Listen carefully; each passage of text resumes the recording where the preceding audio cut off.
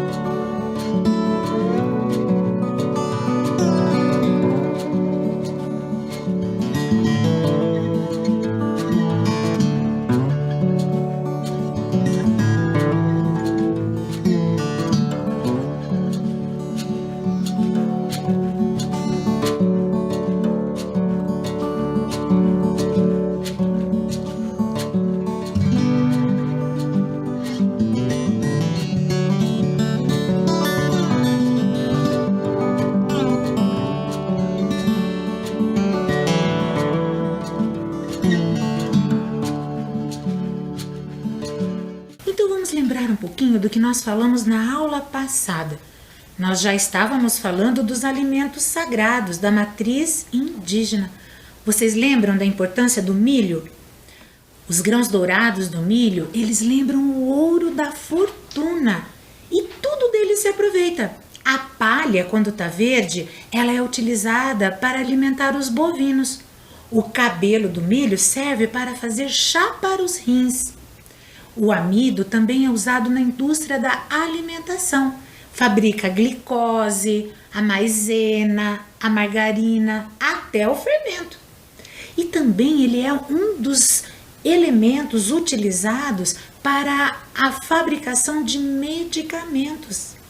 Ele é considerado sagrado porque ele é considerado um presente da divindade, assim como a mandioca, que é essa outra imagem que vocês estão vendo aí na telinha. Para algumas comunidades indígenas, ele é considerado um alimento puro, pois ele surgiu a partir da morte de uma menininha indígena que era adorada pelo seu povo. O nome dela era Mani. E como essa planta nasceu dentro da sua oca, esse vegetal passou a ser chamado de mandioca. Isso é uma lenda. Vocês sabiam que para a comunidade indígena Munduruku, lembram que eu falei para vocês lá do Pará? Em determinadas festas, os indígenas levam um mingau de mandioca para sua casa.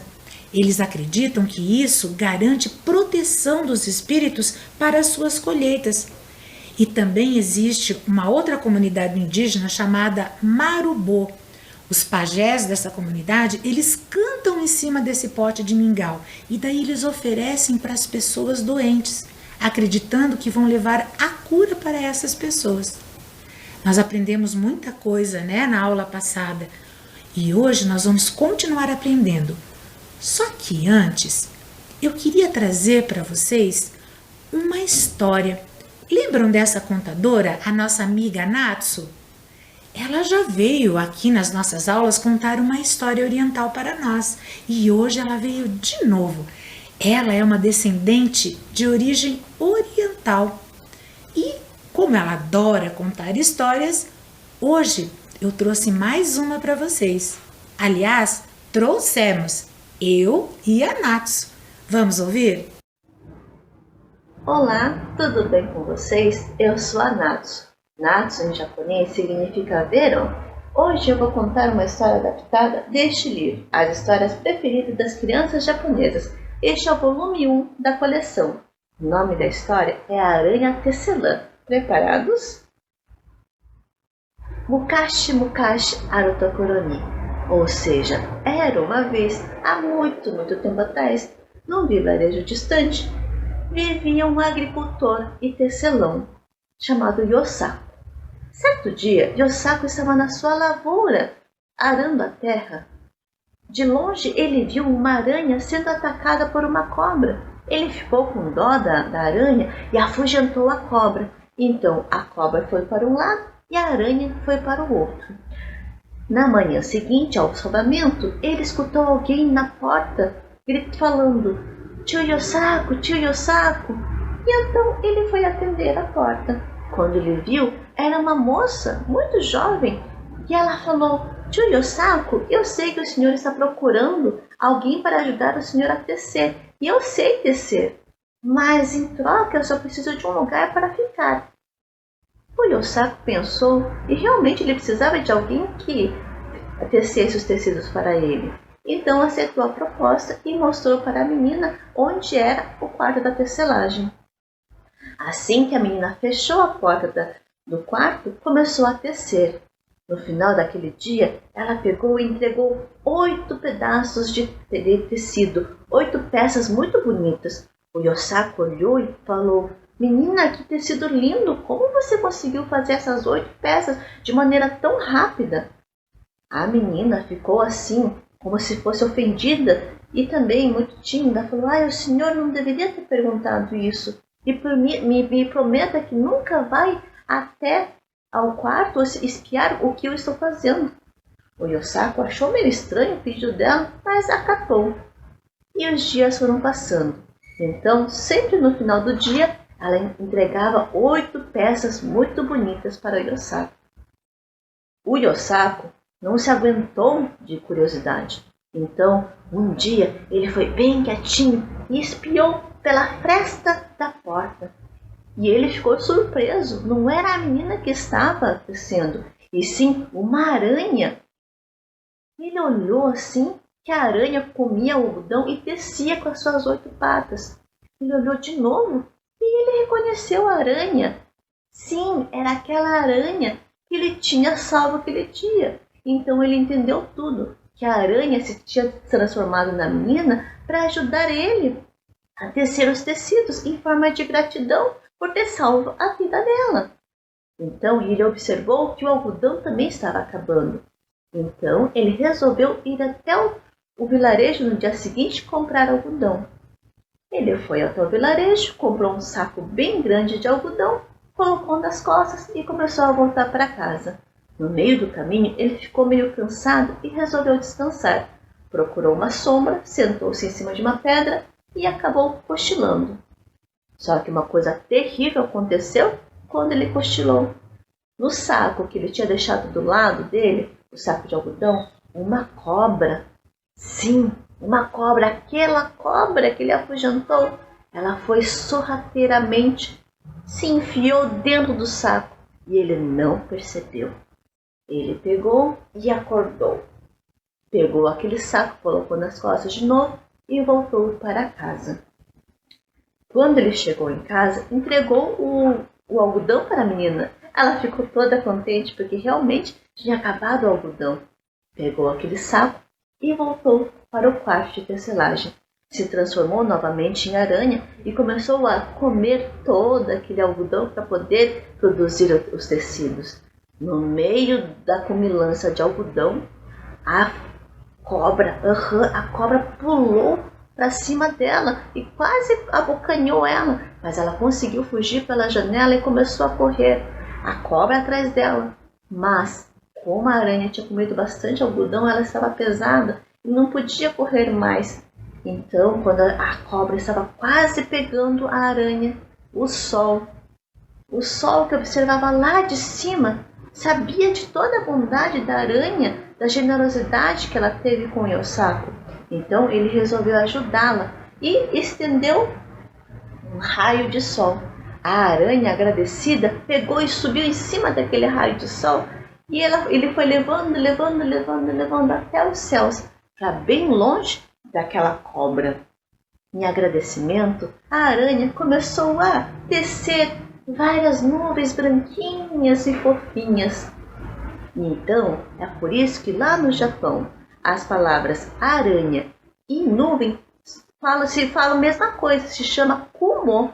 E também é por isso que quando você olha lá para o céu, as nuvens parecem feitas de algodão, que são branquinhas e fofinhas.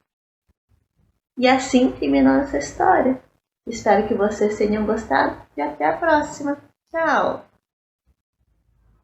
As histórias orientais trazem muitos conhecimentos.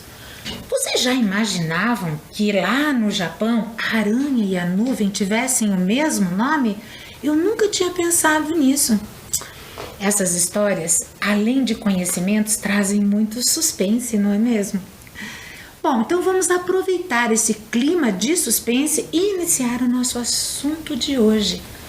Hoje nós falaremos do alimento sagrado da matriz oriental. Nas organizações religiosas orientais, assim como nas religiões nativas e africanas, os alimentos sagrados são parte integrante de rituais religiosos, momentos religiosos. E são muito comuns nesses momentos as oferendas na forma de alimentos. Sabe para quem? Para os deuses e para os espíritos. O alimento sagrado está muito presente na tradição zen budista. Os japoneses, eles costumam ter em suas casas um Butsudan, que é um altar. Nesse altar tem a imagem de Buda, tabletes memoriais que eles chamam de ihai, com os nomes dos antepassados e outros familiares falecidos. Tem também vela, incensário, que é onde se coloca um incenso que dá um aroma ao ambiente. Tem também vasos para flores.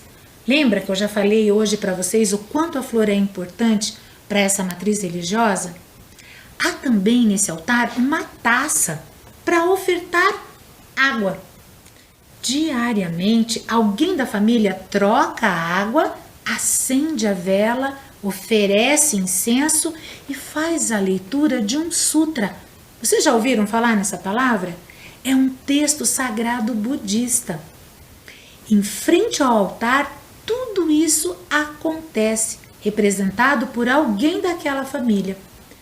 Pode ser até que se ofereça também um pouquinho de arroz, que é um cereal muito significativo para essa matriz. E frequentemente se oferece também uma fruta, normalmente uma maçã, uma pera, uma laranja. Alguns altares possuem até doces. Como eu falei para vocês, o arroz ele é um cereal muito importante para essa matriz. Além de importante, ele é abundante no Japão, na China, na Coreia e na Indonésia. Como ele tem muita quantidade nesses países, ele é considerado um símbolo de fartura. O hábito de atirar arroz nos noivos, vocês já viram isso? Quando os noivos estão saindo da igreja e jogam um punhado de arroz em cima deles? Então, essa tradição, ela é chinesa. Uma vez, um poderoso imperador quis dar uma prova de que a vida daquele casal seria farta. Daí ele fez o casamento da sua filha e ele decidiu que quando ela saísse da igreja, eles fariam uma chuva desse cereal. Legal, né?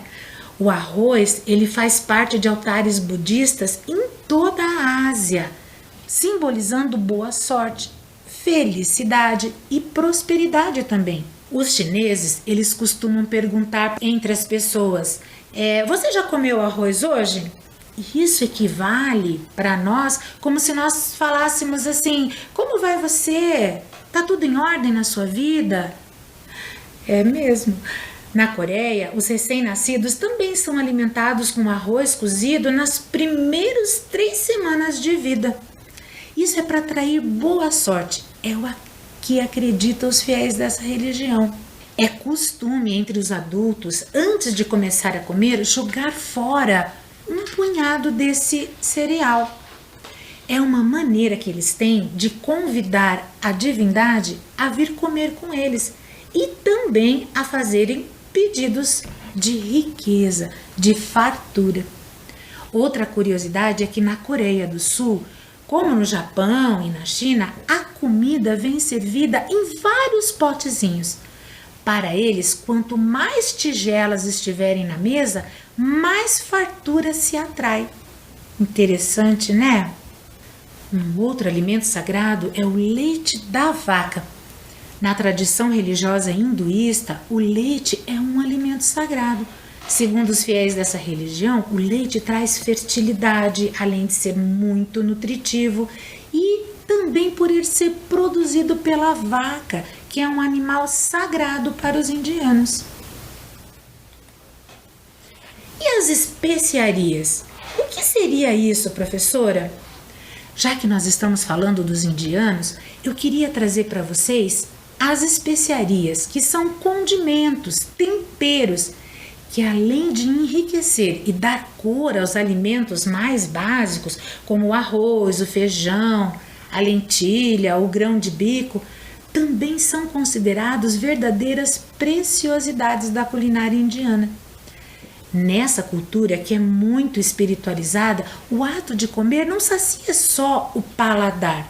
Não, por meio da comida consegue-se estabelecer uma harmonia, tanto do nosso corpo como da nossa mente e do nosso espírito, levando as pessoas à prosperidade, a crescer.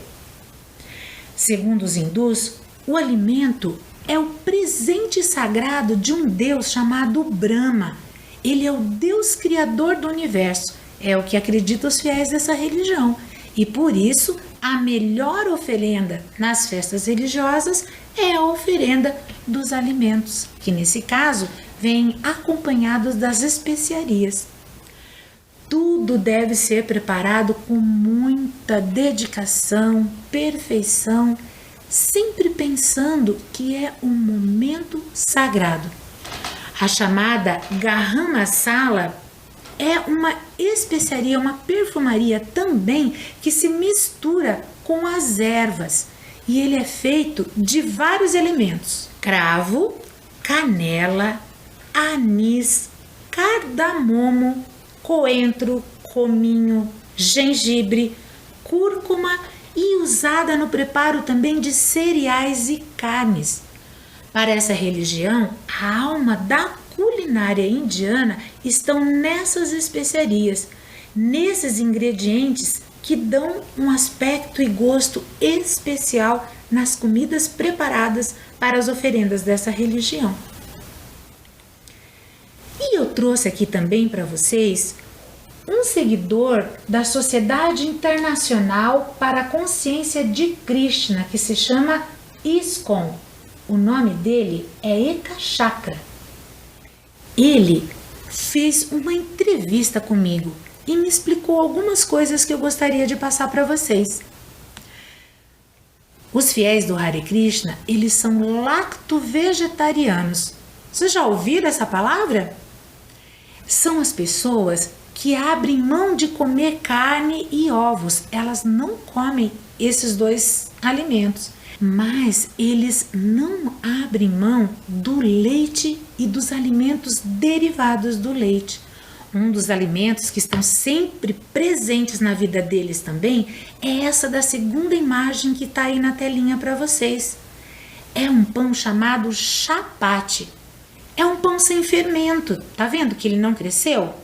Mas ele é assado e ele é utilizado para acompanhar outros alimentos.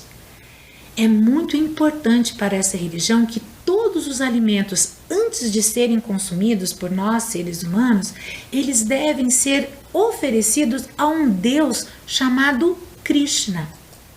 Essa tradição de oferenda do alimento, ela está presente no texto sagrado dessa religião, Bhagavad Gita.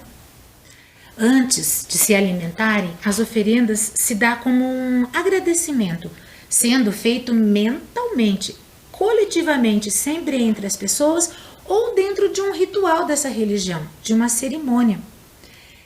Eles dizem que deve-se cozinhar tudo com muito amor e devoção, porque os alimentos são muito especiais em todos os momentos que eles estão reunidos em nome da sua divindade. Após oferecer, o alimento passa a ser chamado de outra forma, passa a ser chamado de prasada. Em sânscrito, que é uma língua muito antiga, essa palavra significa misericórdia divina. Ele, como nós já vimos em outros alimentos, não alimenta só o nosso estômago. Ele não nutre só o nosso corpo físico, mas ele purifica a nossa consciência, que é a meta de vida humana para essa religião. Viram quantas coisas nós aprendemos sobre os alimentos sagrados da matriz oriental? Muito conhecimento, né? Então, vamos para a nossa atividade de hoje. Hoje, nós vamos confeccionar alguns elementos do conteúdo que nós estudamos hoje, através de um origami, uma dobradura. Vamos aprender a fazer uma maçã e um copo que normalmente é utilizado para que a gente possa beber o leite, que é outro alimento sagrado que nós estudamos hoje? Então eu vou mostrar para vocês como que a gente vai conseguir montar esses dois elementos tão importantes. Aliás, esse copinho que nós vamos aprender hoje, ele tanto pode ser utilizado para beber algum líquido ou também para guardar alguns alimentos ou objetos que nós levamos na bolsa ou na mochila. Mas eu vou mostrar para vocês direitinho como que isso acontece. O origami da maçã eu vou trazer para vocês através de um vídeo. E nesse vídeo diz que você precisa pintar com giz de cera. Se você tiver, ótimo, pode utilizar. Mas se você não tiver, pode utilizar o lápis de cor também. Preste atenção. Eu sou a Ju e hoje você vai aprender a fazer o origami de maçã. Vamos lá? Para fazer este origami, você vai precisar de uma folha de papel quadrado e giz de ceras coloridos. Vamos dobrar o origami ao meio, unindo as duas pontinhas.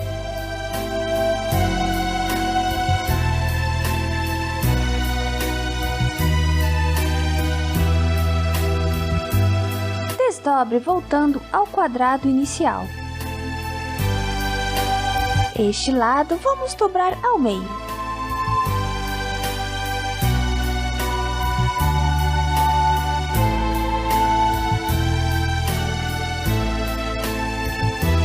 Deste outro lado, vamos fazer igualzinho. Este lado, dobre ao meio.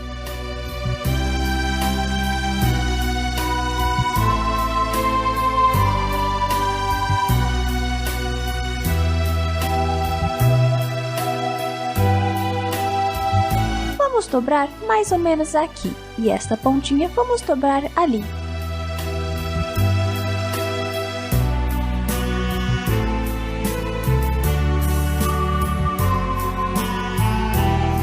Ao dobrar, vamos deixar este pequeno espaço aqui. Dobraremos mais ou menos aqui e esta pontinha vamos dobrar para lá.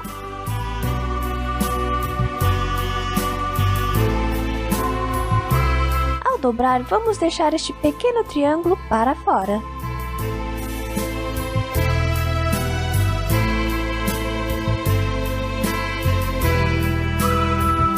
Esses dois cantinhos vamos dobrar também, para ficar um pouquinho mais arredondado.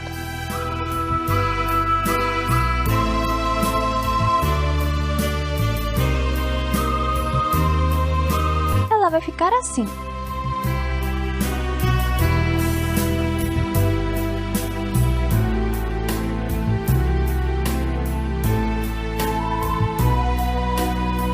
Nestes dois cantinhos vamos fazer igualzinho.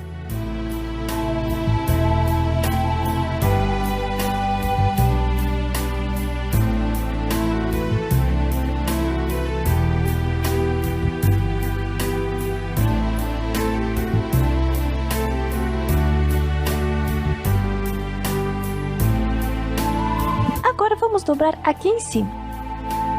Esta pontinha vamos dobrar para cá.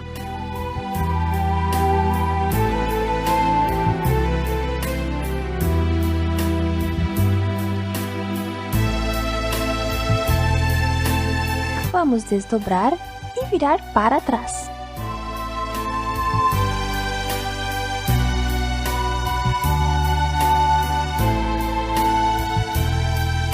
Vire o origami e veja, aqui já temos uma maçã. Agora só falta pintar com giz de cera.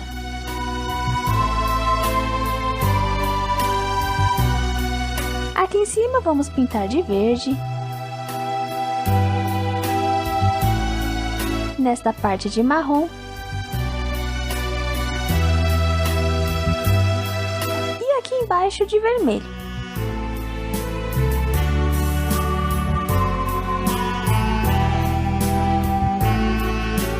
Eu dei uma pequena desdobrada no origami para ficar mais fácil para pintar. Depois é só voltar as dobras.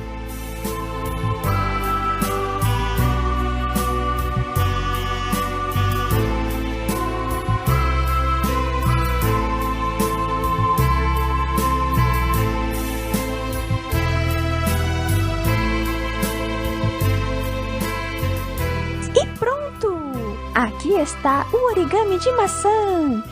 Eu estou muito curiosa para saber como ficou a maçã de vocês. Vocês querem ver a minha? Olha só a minha maçã.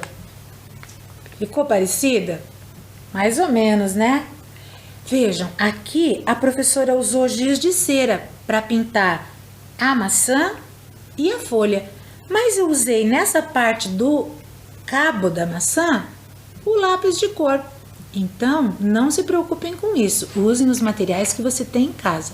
E lembrem-se, precisamos tirar um pouquinho as dobraduras para pintar e não marcar. Depois é só voltar às suas marcas. Gostaram? Eu vou dar um minutinho para vocês terminarem a maçã de vocês. Combinado?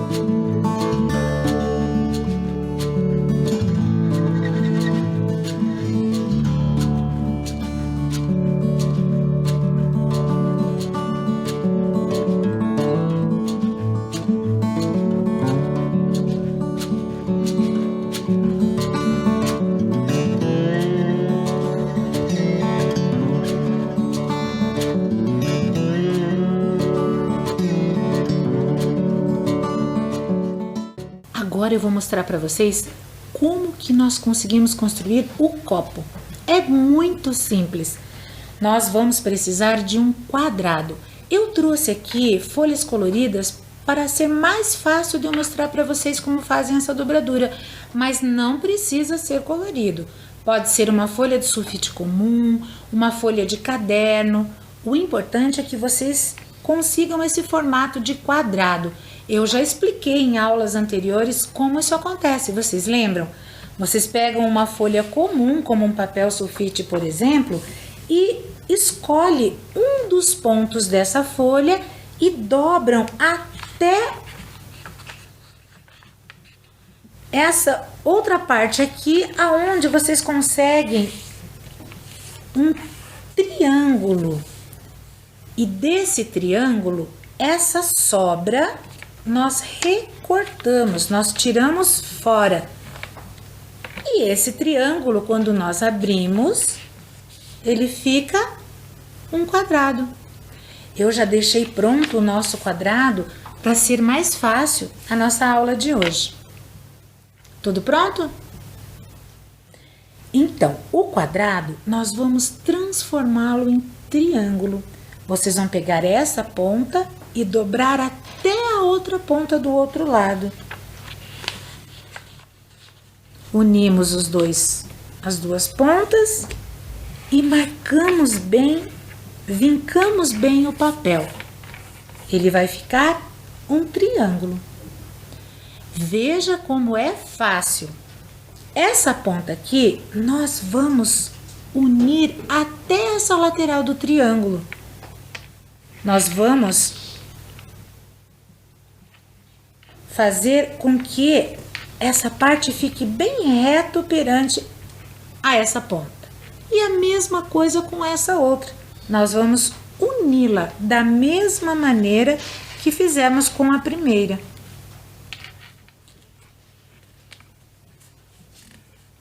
Viram só? Já está quase pronto. Vocês vão perceber que aqui vão ficar duas partes abertas. Estão vendo? Vai ficar essas duas aberturas.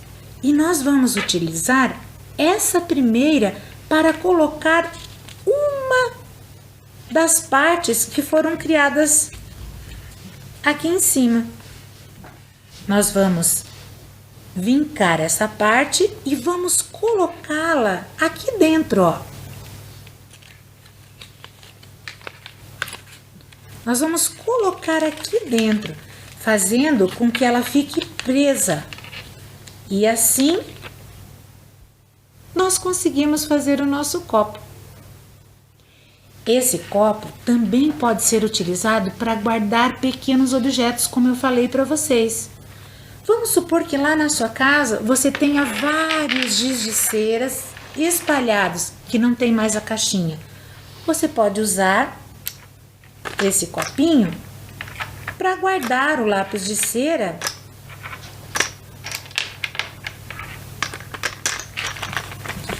fechar e levar dentro da mochila. Ou talvez vocês gostassem de comer pipoca. Quem gosta?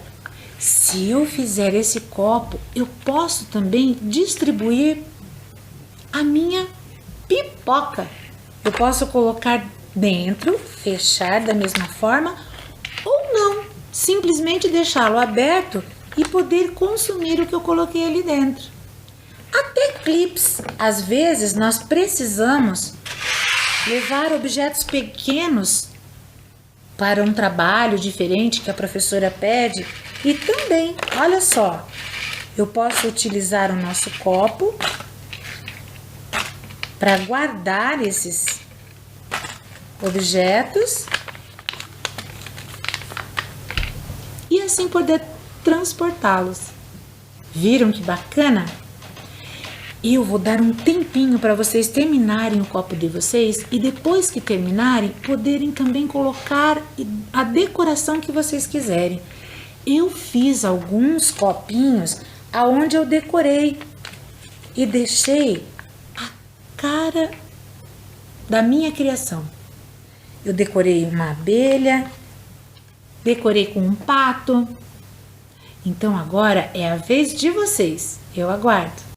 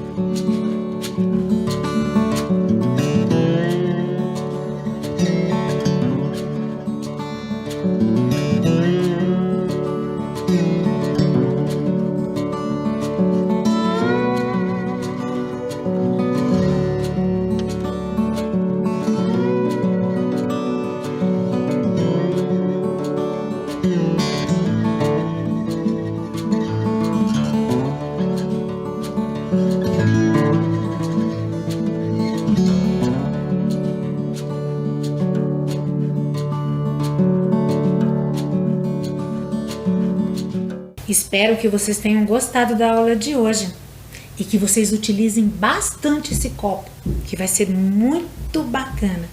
Leve essa ideia para várias pessoas da sua família. Todos vão gostar. Vamos para a revisão da nossa aula de hoje? Vamos lembrar um pouquinho tudo que nós aprendemos? Hoje nós relembramos sobre alguns alimentos sagrados indígenas. Nós conhecemos uma história de origem oriental com a nossa amiga Natsu e conhecemos também os alimentos sagrados da matriz oriental.